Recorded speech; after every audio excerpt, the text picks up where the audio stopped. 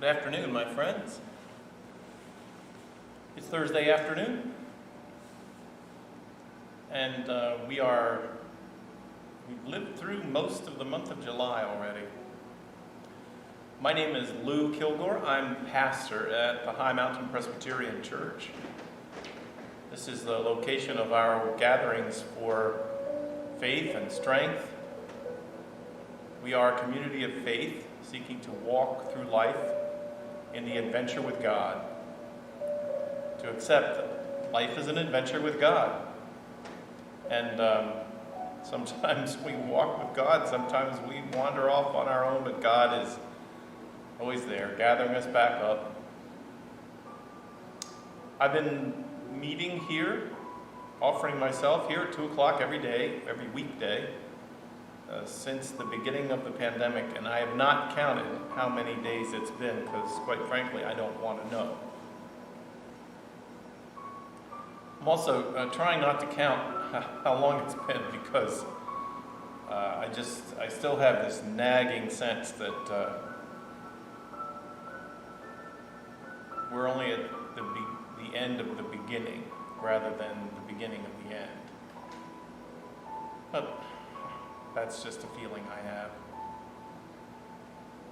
So, I'm glad you're here. If you're a member of the congregation here, great. If you're just passing by, great. I wish I could offer you a glass of cool water and some snacks. I would do it if you were actually here. I'd offer you this chair to come and sit and think for a while. Maybe you're having a hectic day. And maybe you just need to, I don't know, be given the chance to do some higher thinking, some contemplation.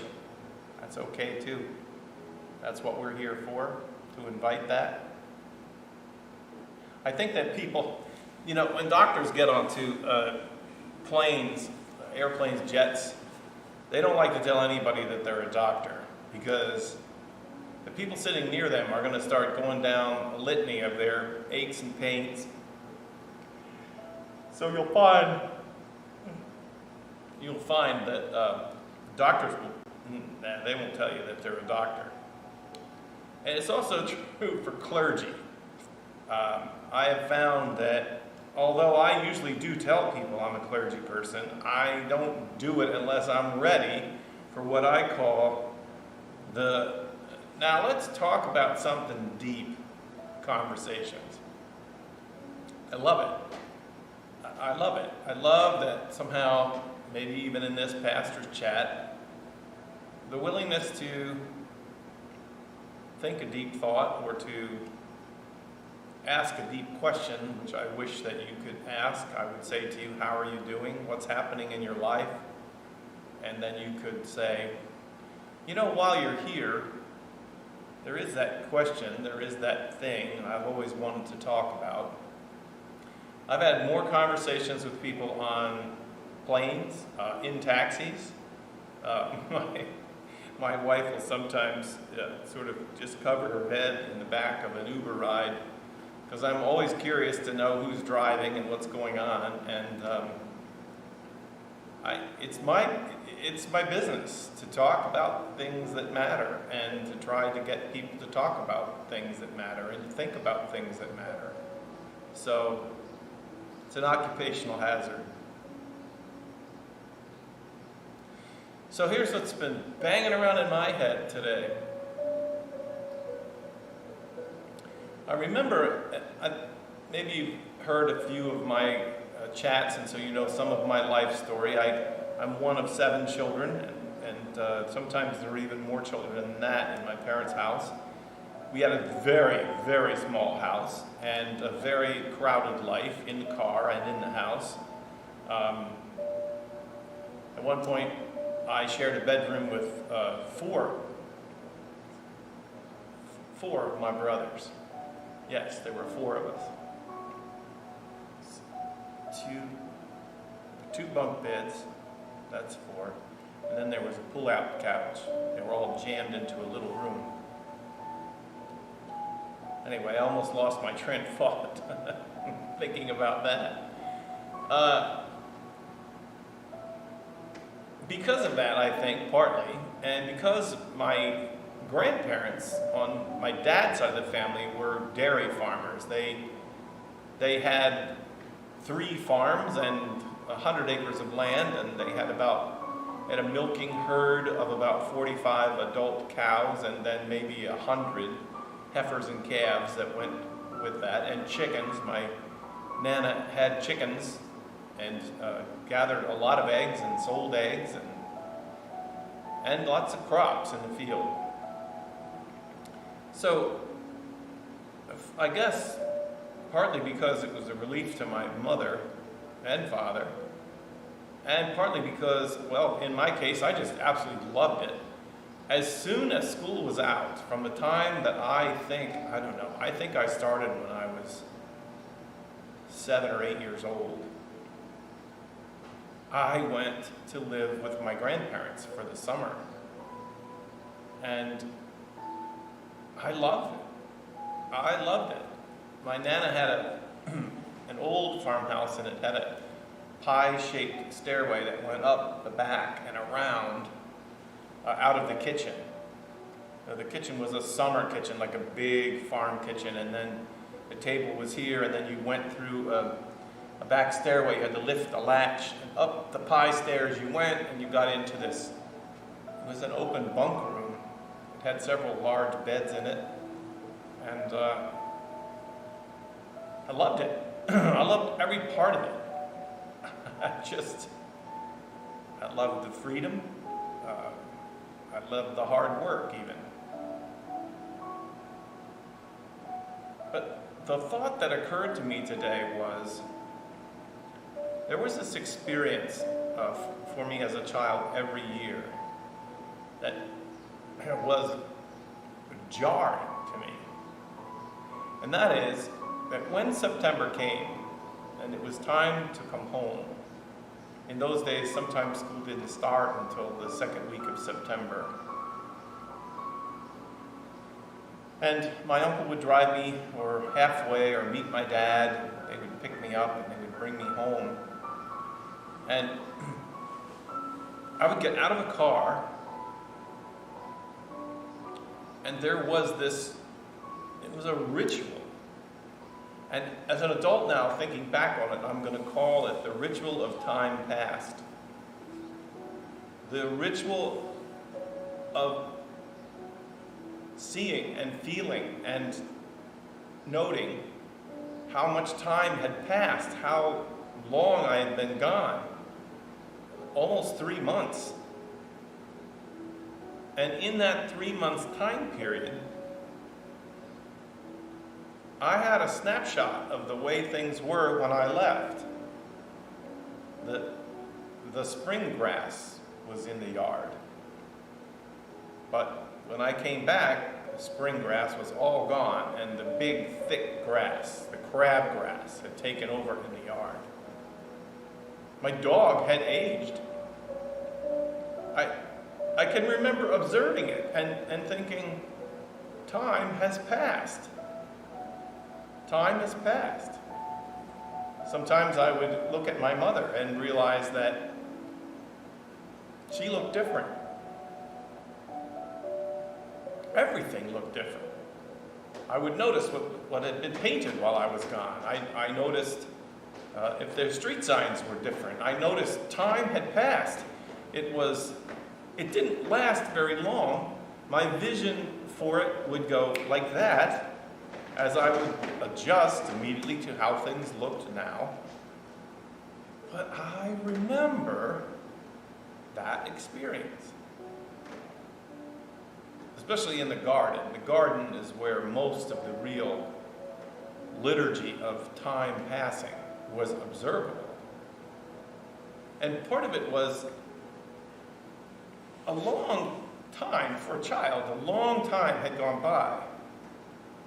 But getting out of a car, it didn't feel like any time had gone by until I looked in the garden. And when I left, the garden was bare. Seeds were sprouting and coming up.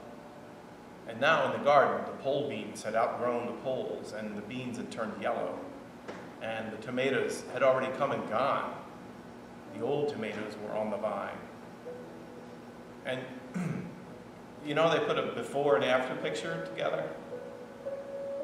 In my mind, in my young mind, the before and the after picture were together in that experience. And I was aware, imperceptible, not something you could make note of while it was happening. Time had passed. Things had happened. Like in the blink of your eye. I guess what I wanted to say is that as a child, I loved that experience. I loved it.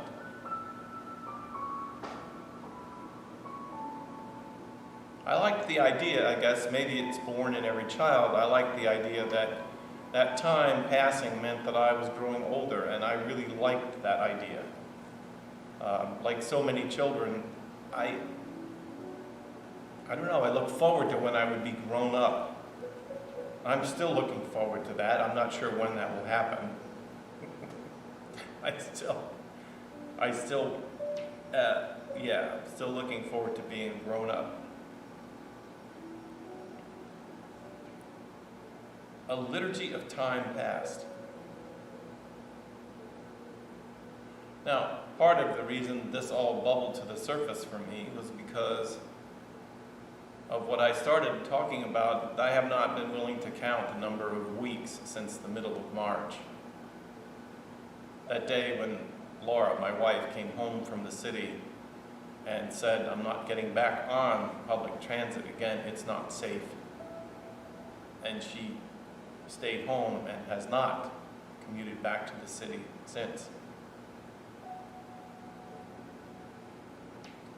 I can't, because I'm here and I'm watching it, it's invisible to me. Time has passed. A huge period of time has passed. Double the period of time that would have been the summer on the farm. And I can't see it.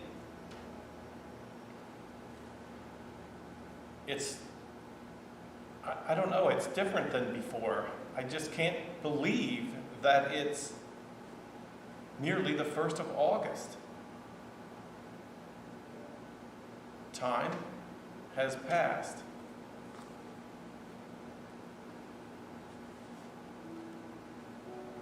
One of the Facebook questions that is asked in the fun and games that have come out of people trying to deal with their boredom, if they're unemployed and at home and maybe staying inside sheltering, has been invent these games of question games. And one of them was, how do you know that you're really you're living during the time of COVID sequestering? And the answer is, because you really are not sure what day of the week it is.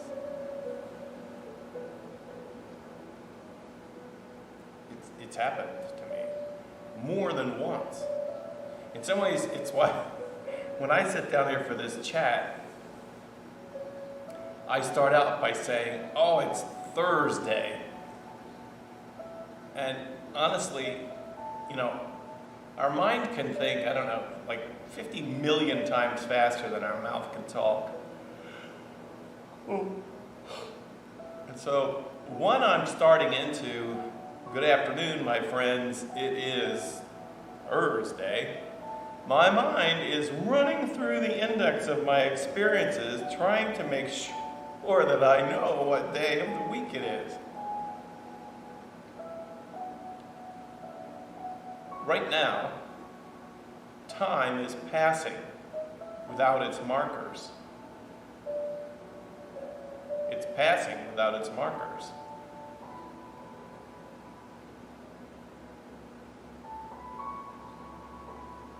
So it's it's just a very strange feeling. It's a very strange experience.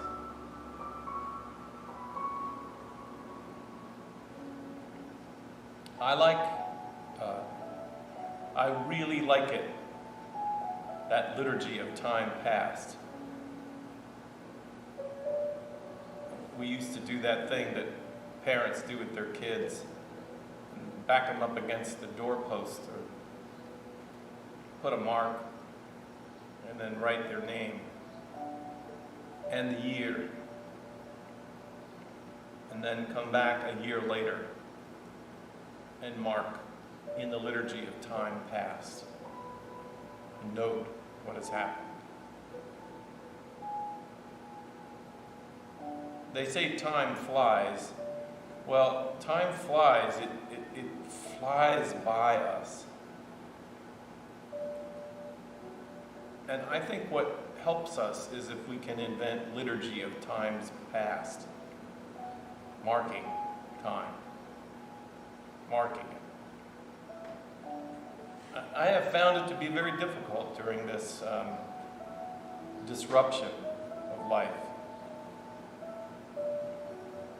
to get a handle on time past, how long it's been since I've been in a building with people of faith singing hymns and sharing. It's been a long time.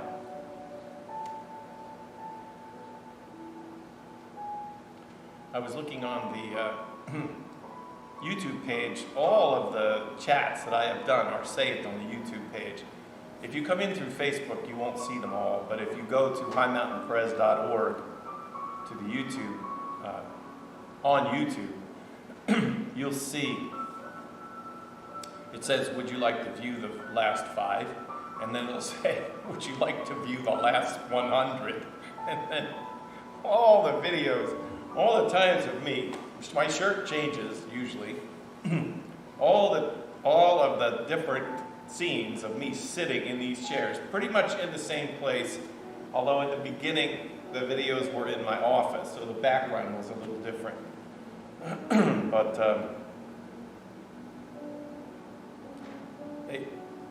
I go back once in a while and they become liturgies of time past. So, all right, here we are. My thought, my devotion, my preoccupation for you, sitting in this chair with me, is that by the power of God's presence in this journey, that you and I together in this day, maybe in this week, we will be able to enter into those liturgies of times past. See a before and after, and to see the in-between.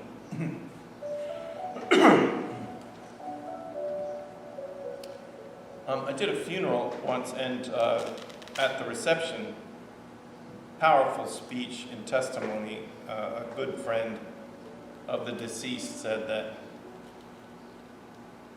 the whole meaning of your life, he said, is if you go to the cemetery and you'll see on the headstones the date you were born and the date the person buried in the grave died. And usually, in between the date of birth and the date of death, there's a dash.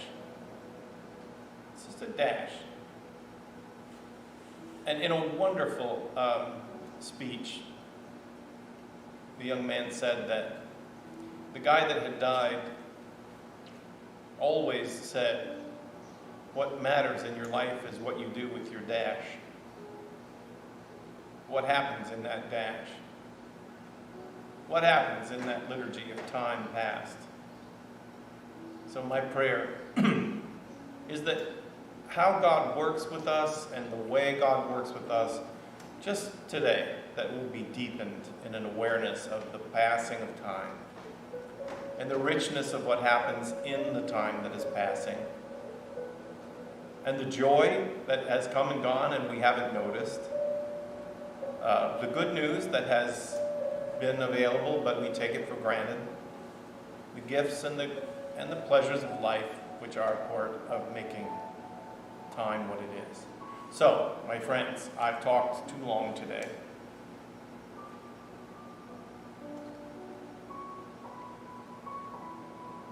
I encourage you to enter into whatever you can and find the liturgy of time past. Maybe you don't have a benchmark from the past, so put one down today. See how tall you are.